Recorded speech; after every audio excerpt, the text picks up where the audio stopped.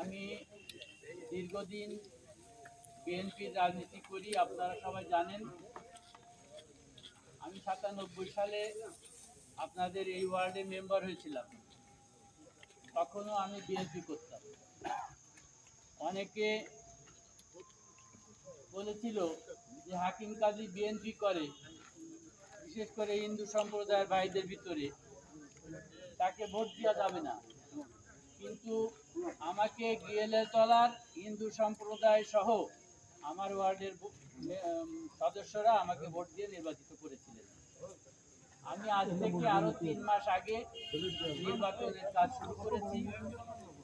তার একটা উদাহরণ আমি দিতে পারি। ওই যে আমাদের প্রদীপ আছে, আমার ভাইপো, তার কাছে আপনারা জিজ্ঞাসা করলে পাইতে পারেন যে আমি বর্তমানে প্রতিদিন আমার ওয়ার্ডে প্রত্যেক মোড়ে মোড়ে আমি নির্বাচনের কাজ করে যাচ্ছি।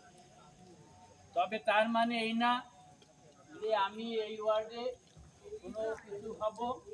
আমার এমন কোনো আশা আকাঙ্ক্ষা এখন নাই যে আমি চেয়ারম্যান হব বা মেম্বার হব বা দলের বড় নেতা হব। আমার একটাই কথা, আমি দলকে ভালোবাসি,